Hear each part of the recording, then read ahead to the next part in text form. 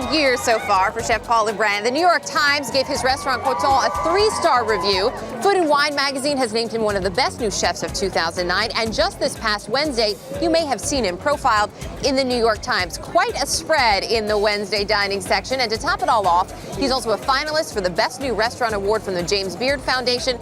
And Paul, you have this incredible crowd cheering for you this morning. It keeps getting better and better. It does, it does. It's great to have you with us this morning. You've accepted the challenge. With all those accolades, you've accepted the challenge of a meal for 4 for our $35 budget. So what have you put on the menu this morning?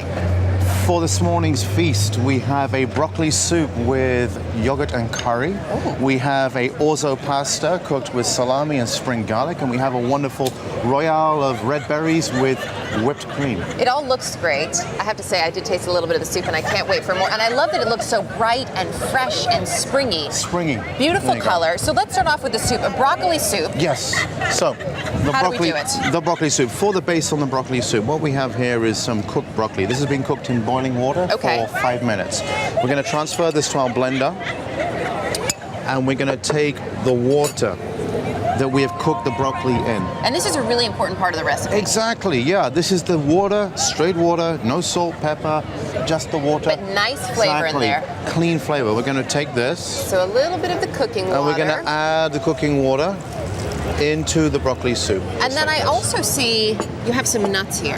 Exactly. These are almonds, which we're going to shave.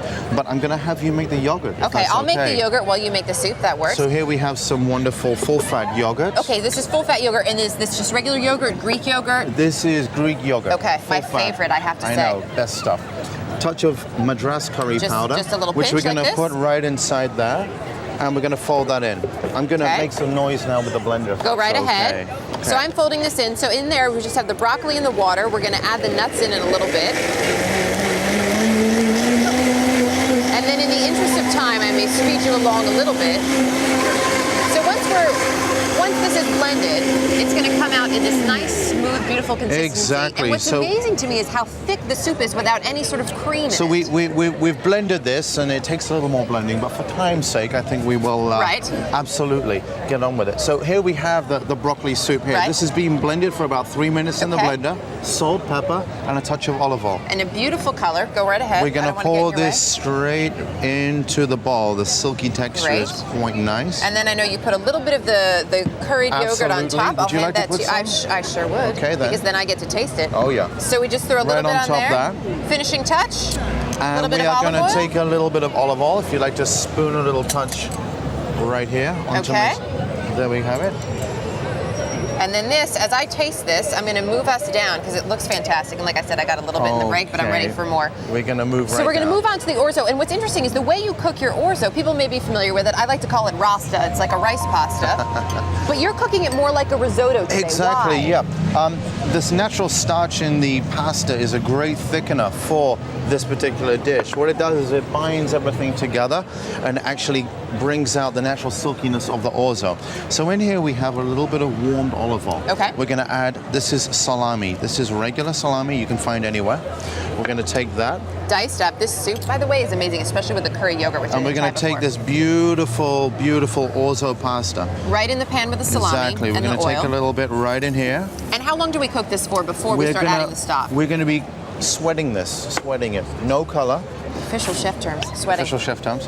We're going to be sweating this no color for about 2 minutes. This binds the fat around everything and gives great depth of flavor. Excellent. We're going to take some chicken stock, if you'd like to add that in right here.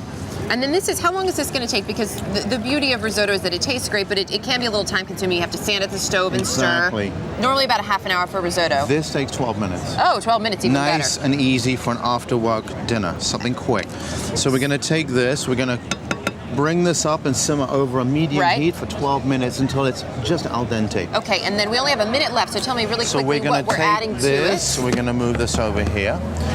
Right over here, we have got the rest of the salami, which we're going to add in right here.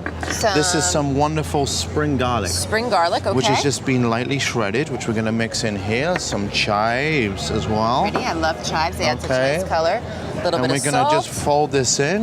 And then I see some cheese in a grater here. Please. I know my way around a cheese grater. And we Go for it. Excellent. Go for it. Okay. So this is the pecorino cheese. Exactly. And I do like this. Like you said, it is easy after work.